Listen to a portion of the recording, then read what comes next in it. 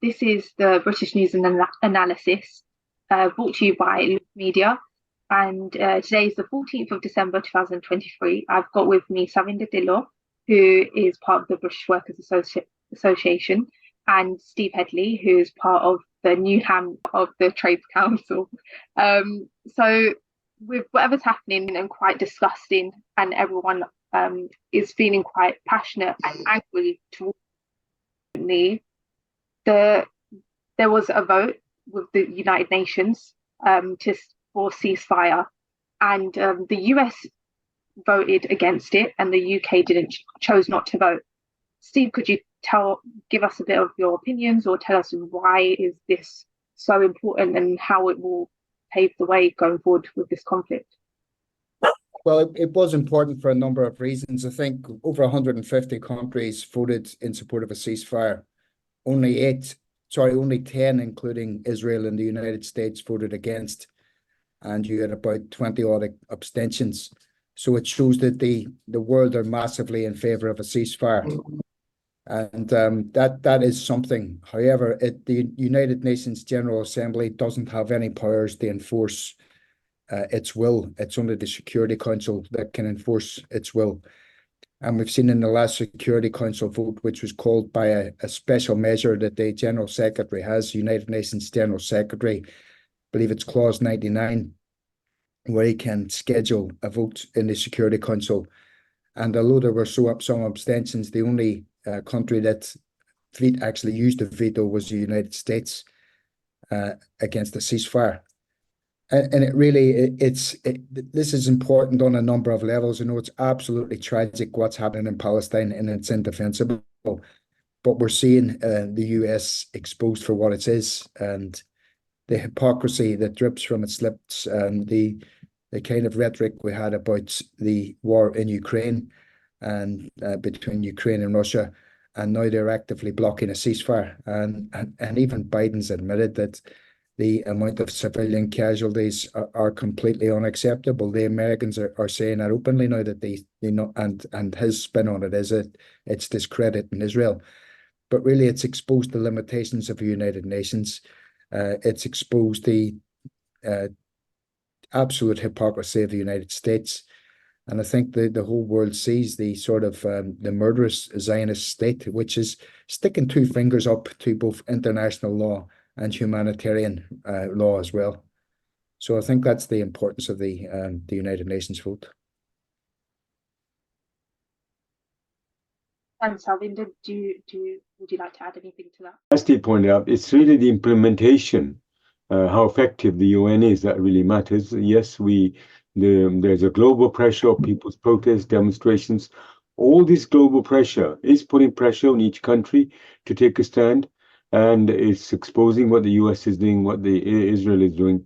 And really, what needed is enforcement to make sure that Israel is put to task, that it stops the bombing, and there is a ceasefire in action. But Steve already mentioned there's limitations of the UN.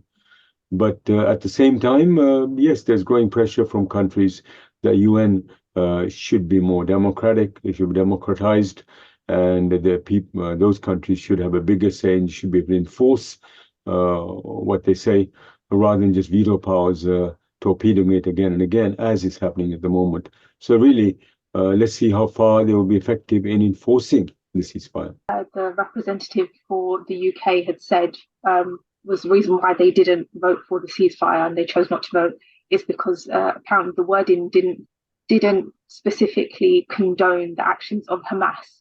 Now, the reactions that you can see online with Israeli people, they're very in support of the Israeli government, and they are, and a lot of people that are in support of Israel want to see Hamas stamped out in order to prevent any further terrorism or whatnot. Do you think this is just to use this as an excuse to stamp out Hamas? To allow the conflict to go on and allow loads of civilians to be killed in the process? Well, first of all, what gives anybody the legitimacy to stamp out an elected government? I mean, if people were using that sort of rhetoric against Israel, we'd all be labeled as anti-Semites. And like it or not, and I don't like it, I have massive political differences with Hamas. In the last elections that were allowed in Gaza, Hamas actually got the vast majority of the votes. I think the situation is today, if we had elections throughout the Palestinian territories, Hamas would probably come out as the largest party. I think the days of the PA and the PLO look to be over, certainly for the time being, because of the Palestinian Authority's absolute inability and seeming unwillingness to fight the Israeli state, and indeed it seems at times collaborating with the Israeli state. So Hamas are not going to be stamped out. Even its armed wing is not going to be stamped out. It's fought the Israeli army for 60 days now, and it shows no indications whatsoever of surrendering or being stamped out. I mean, I've got serious political differences with Hamas, but I can't fail to be moved at the sight of men in t-shirts, jeans, and trainers taking out tanks with improvised rocket launchers. I mean, it's just amazing to watch. So the stated aim of destroying Hamas is just not going to happen. In fact, this whole process is giving Hamas credibility, and the amount of civilians that have been killed. What are we talking about now? It grows every day. I think it's about 15,000 civilians, over 6,000 children, and that's not accounted for the people that have not been exhumed from the rubble yet. So there's probably a lot more. And we've got over 150 United Nations workers killed now. I mean, the United Nations, 150 United Nations workers killed. That's more than any conflict since the Second World War. Every conflict put together. That's more United Nations workers killed than every conflict put together since the Second World War. This is an absolute disgrace, and it's just unjustifiable.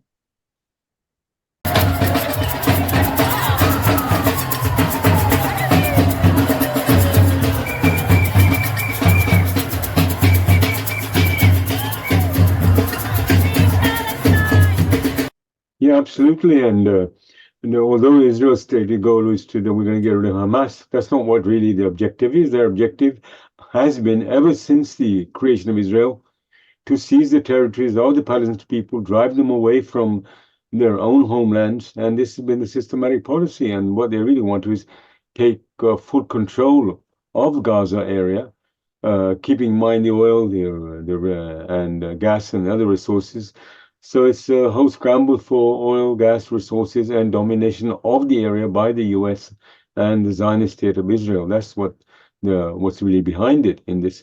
And the more they try to oppress people in Palestine, the more people will resist and gravitate towards those forces that are fighting Zionist Israel. And Hamas is resisting fiercely. And as Steve said, is going to be getting more growing support, as well as other countries and organizations are coming under pressure to support what is just. And what is just is that the Palestinians deserve a homeland. It's their country, it's their territory. And the Zionist state of Israel and the US and other supporters have no right to take away that from them. So justice for the Palestinians is what the people of the whole world are demanding, and that's putting immense pressure on these countries and more to fall behind the Palestinian cause. Do a lot of amazing work in regards to outreaching with communities and sorting out social issues within those communities. Seems like this genocide of the Palestinian people and the war crimes that Israel committing are just going to keep going on, and it seems like it's enabled by Israel, the US, the UK. Someone had said, one of the representatives of a country had said, a way to go about it and how to go further might have to be countries splitting up from the UN and behind the UN actually working in order to put forward sanctions on Israel? Look, I think that the UN is a body that is controlled by the most powerful countries in the world, and the fact that you've got the 5 members of the Security Council have got vetoes on any actions that the UN can do militarily makes it in a lot of ways a very, very difficult vehicle to use. Nevertheless, it has done some good humanitarian work with NGOs throughout the world, and it's doing some good humanitarian work at this moment in the Palestinian territories. I wouldn't like to see the UN discarded, but that's not it's not an either or. I think even Holland are now calling for targeted sanctions on Israel. So I think that outside of the realms of the UN, there's nothing to stop countries getting together and starting a boycott of Israel. I mean, look, we've talked about this already. If the US wanted to stop this war tomorrow, they would simply stop giving Israel free arms and free money. And the same with the European Union, they could do a lot. Britain in particular, we supply arms to Israel, and so do a lot of European countries. So we could stop that. And the Arab countries could turn off the oil, and the Arab countries could have a complete boycott of Israel. And this thing would come to a head in weeks.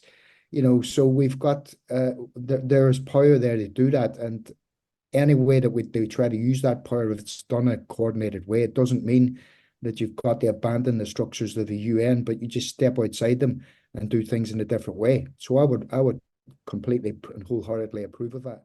Cannot rely on the UN to be enforcing any ceasefire at the moment, because it is quite ineffective because of the veto powers.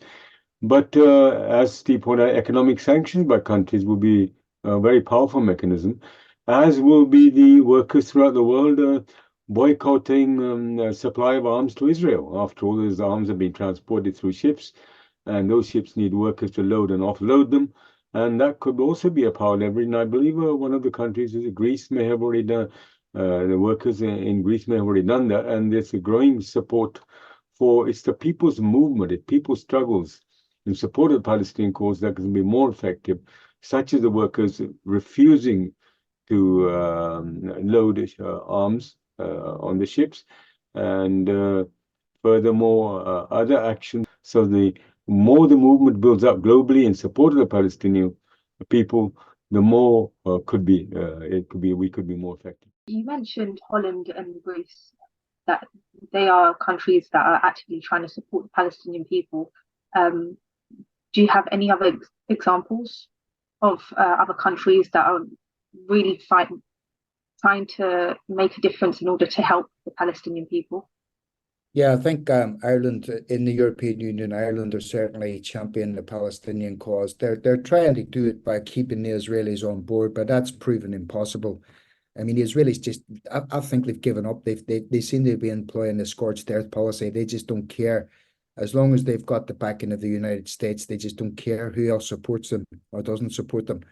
And of course, we know why they've got the backing of the United States is because the United States uses them as their attack dog in the region to control the oil and gas supplies from not just the Arab states, but the whole Gulf region. So the United States need Israel there in order to intimidate people. And they've shown a very, very, in a very, very obvious way by sending fleets and aircraft carriers, real gunboat diplomacy. They've sent their fleets, and a British fleet are off the shore of of Israel and of the Arab countries. So the way to combat I think we can use all kinds of tactics, and boycotts is one thing. But if workers started to take strike action, I mean, the Royal Fleet Auxiliary, which are members of the RMT, are out serving in some of those ships. Why aren't the RMT balloting those people? I mean, those people are unwittingly being used to cause a genocide. We've also got people in the Unite and GMB and unions in this country that are manufacturing arms and equipment for Israel. Why aren't the unions balloting them? It's fantastic to get up on a stage in central London and make a wonderful speech about how Palestine should be free. But when your actual members are participating, perhaps unknowingly, in the Israeli occupation through technology, even on through AI, through making weapons. These words do seem to ring hollow, because the trade union leaders have to ask themselves, are they prepared to have the blood of the Palestinian women and children on their hands, and the Palestinian civilians on their hands? Because that's what they've got at the minute, despite their lovely words, their gilded words. They aren't doing anything. They stop the workers and their unions producing stuff that is useful to the Israeli occupation. Absolutely, the trade unions can be very powerful, play a very powerful role in stopping all this genocide. If the trade union leaders took a very firm stand against the Zionist state of Israel, both in terms of boycotting the transport of war materials and countries being forced to form economic sanctions. I was looking at the Arab Summit, for example. Why is it that certain Arab countries are not taking a firmer stand? Because they've got their own vested interests as well. That if he's really concerned for the Palestinian people, they can really stop this war anytime. But they've got their own economic interests, their own vested interests, and that is playing a big role. Look how many sheikhs have got their investments in Washington, just an example, and how they're trading with the US. So it is these economic interests which are tied up, which is holding back even some of the Arab countries take a firmer stand. Iran has been trying to take a stand, and they're trying to isolate Iran, and the US and Britain have been trying to isolate that, even encourage Israel to attack Iran at some stage if in order to weaken it further. So you can say that yes, firmer action can be taken by the trade union leaders, can be taken by the Arab countries, but it's a global movement amongst the people that is going to help to put more and more pressure of that kind as well. So I would pay a salute to those efforts and commend all those who are out on the streets, out in the demonstration, out in the protest in support of the Palestinian people. It is they, I would say you, who are making that difference. The economic benefits, where we assume Arab countries and certain countries aren't actually making a bigger stand for Palestinian people. Is there a chance that it's not just economic benefits, but they're potentially getting bullied by Israel and the US?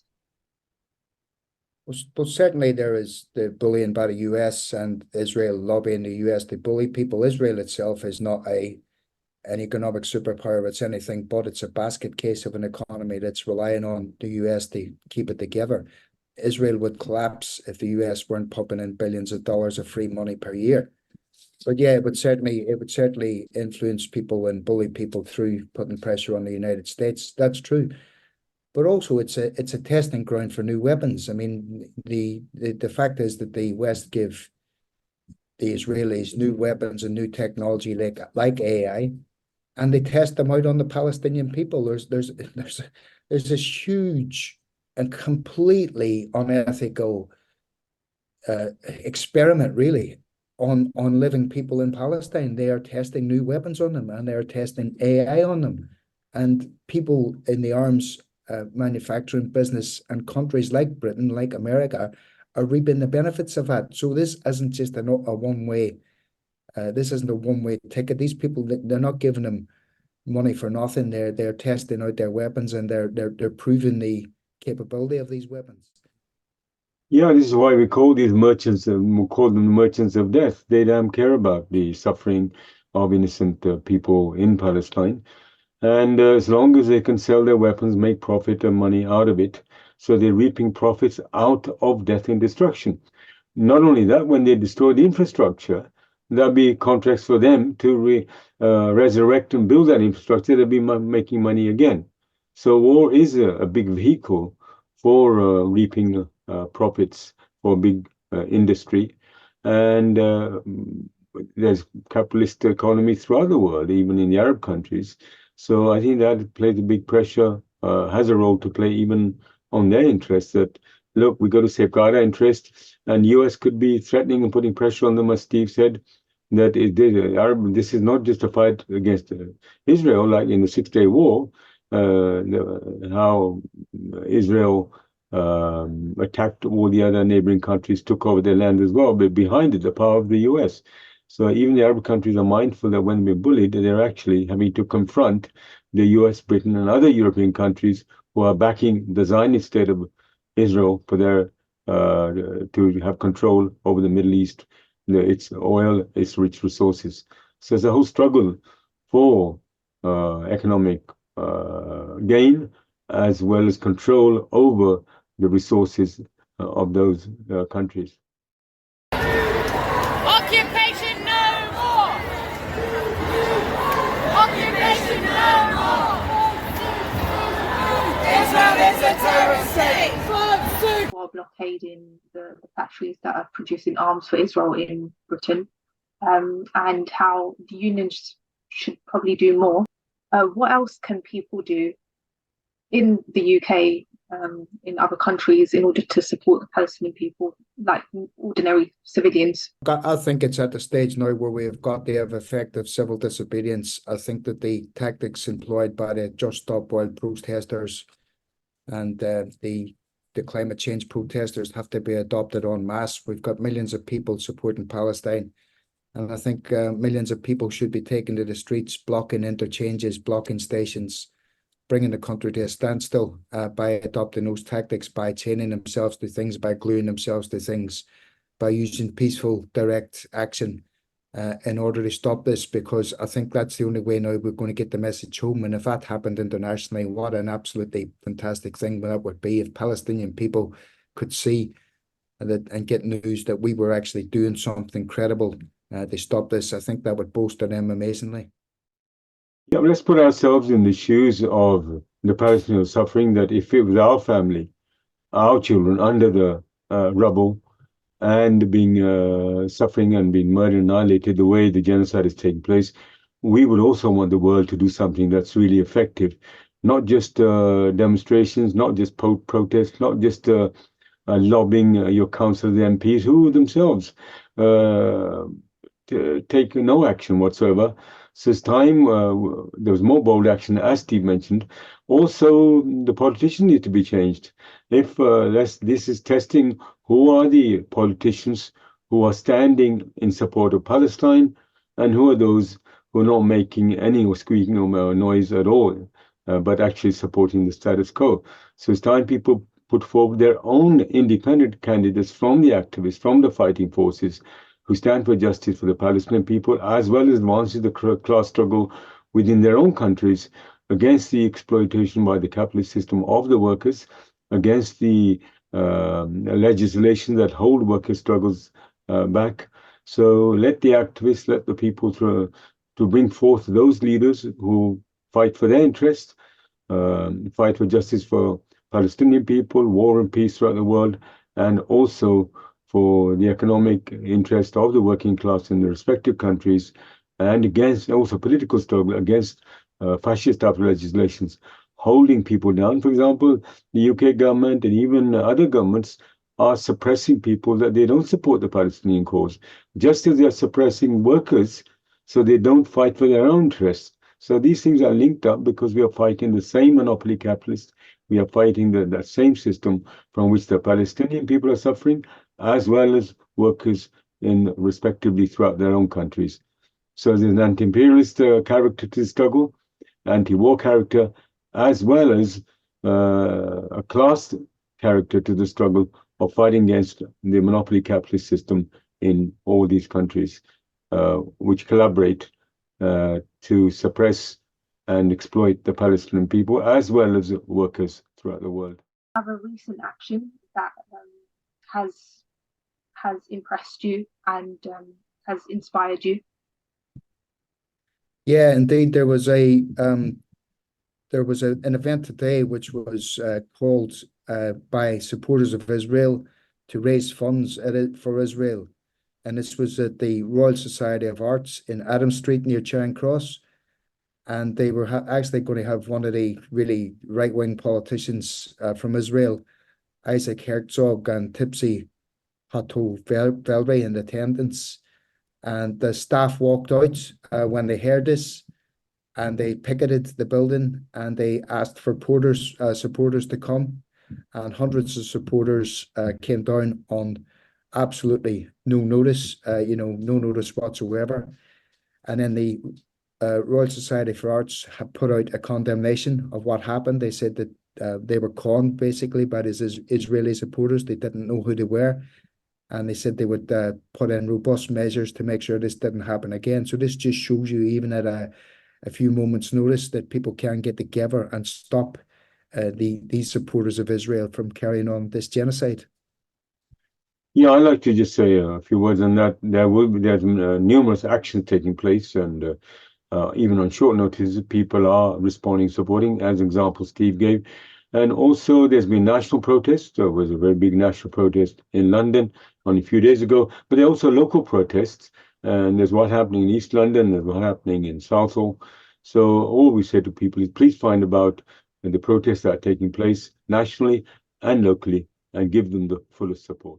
Stuff that we mentioned has really sent chills down my spine and my body, because it is quite disgusting that it's a reality. You know, the US and the UK are funding Israel in order to test their weapons, and you're right. Going forward, we do need to organise better in order to make actual change where we can, because from what it seems, Palestinian people aren't going to stop dying tomorrow. So, thank you.